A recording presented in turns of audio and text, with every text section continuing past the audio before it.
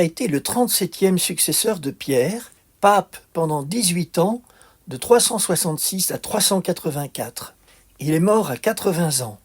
Il a été contemporain de saint Jérôme, de saint Athanase, de saint Augustin, de saint Hilaire de Poitiers, de saint Ambroise de Milan, de saint Cyril de Jérusalem, de saint Martin de Tours, de saint Basile le Grand, de saint Grégoire de Nice, tous des grands noms de l'histoire de l'Église, des saints et des docteurs qui ont lutté ensemble pour défendre l'Église de leur temps contre les hérésies et les attaques de toutes sortes. Ce saint pape dont je vais vous raconter la vie s'appelle Damase Ier. Il est fêté le 11 décembre.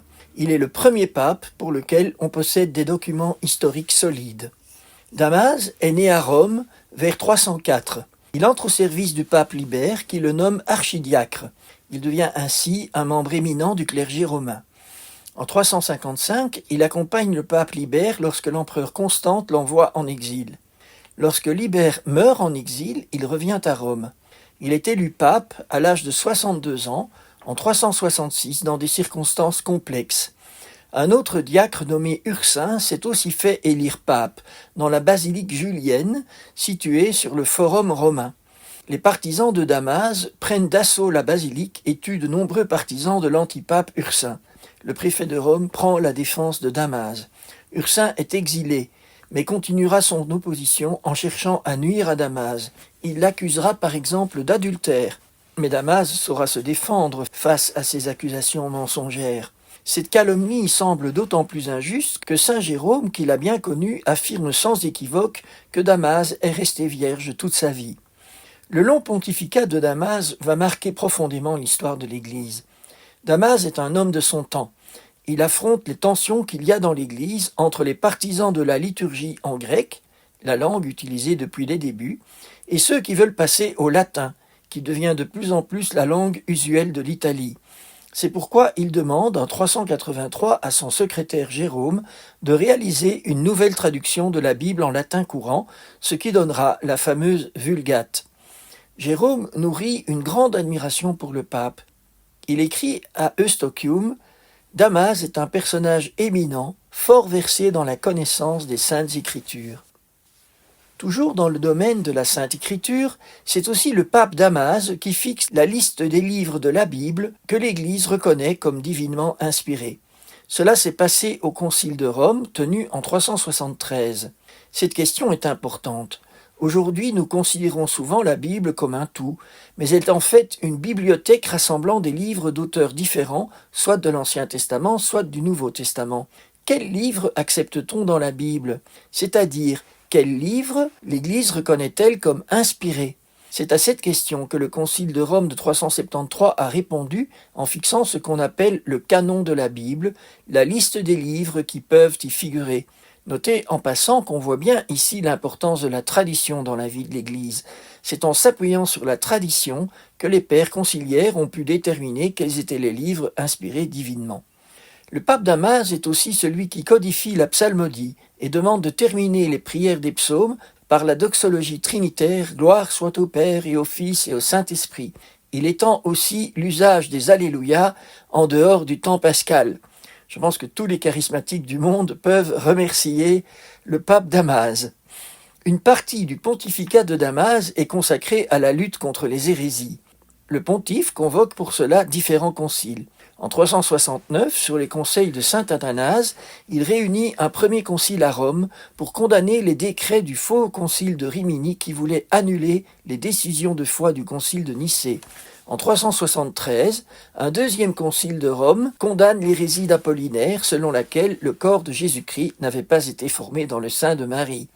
En 381 se tient le concile d'Aquilée avec 150 évêques d'Orient qui remédie au schisme qui affectait depuis longtemps l'église d'Antioche et condamne les erreurs d'Arius et de Macédonius. Damase est aussi le pape qui fait construire la première basilique de Saint-Clément à Rome, l'église San Lorenzo in Damaso, dédiée au diacre martyr Saint Laurent, sur le lieu même de son habitation, et où se trouvent aujourd'hui ses reliques, le baptistère de Saint-Pierre et l'église Sainte-Pudentielle. Mais la préférence de ce pape va aux catacombes et aux martyrs. Il décide d'entreprendre des fouilles dans les catacombes pour découvrir les tombes des saints martyrs. Aujourd'hui, on visite les catacombes comme des fouilles archéologiques, mais à l'époque de Damas, ce sont des cimetières en activité où les chrétiens veulent se faire enterrer pour être proches des martyrs à la résurrection des corps. Notre saint pape organise et embellit la catacombe des saints Protée et Hyacinthe.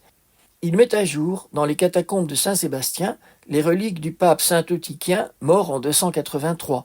Il consolide les catacombes qui risquent des éboulements, crée des escaliers, etc. Il fait poser des pierres commémoratives pour indiquer les tombes. C'est lui-même qui rédige les textes en vers, ce qui fait de lui un précurseur de l'épigraphie chrétienne officielle. En voici des exemples. Pour la crypte des papes au cimetière de Calixte, Damas écrit « S'y réunit une foule de saints. Si vous les cherchez, leurs corps sont réunis dans ces vénérables tombes. Quant à leurs âmes sublimes, les célestes royaumes les ravissent. » Ou encore « Si gisent les compagnons de Sixte, de l'ennemi ils portent les trophées. » Ailleurs encore, ici les saints confesseurs transférés de Grèce reposent. Le pape Damas a voulu restaurer le culte des martyrs dans le peuple chrétien. Il organise le calendrier liturgique en y insérant des fêtes de saints. Il est mort le 11 décembre 384 à Rome, à l'âge de presque 80 ans.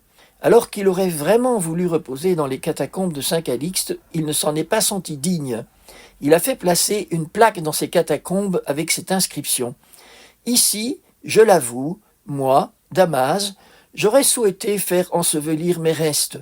Je m'en suis abstenu, soucieux de ne pas troubler les pieuses cendres des saints. Damas a attiré l'attention du peuple de Dieu sur la sainteté, qui à cette époque était celle des martyrs, ces témoins qui avaient donné leur vie pour leur foi. Voici l'épigramme qu'il a rédigé pour sainte Agnès.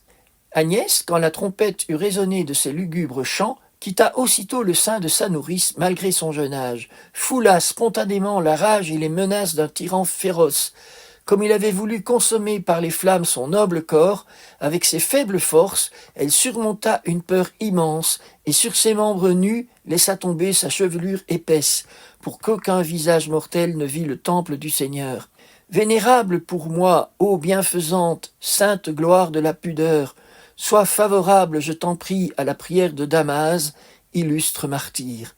Demandons à notre tour à saint Damas d'intercéder pour nous. Il a mis en valeur la sainteté dans l'Église de son temps. Puisse-t-il obtenir de Dieu la sainteté pour notre temps.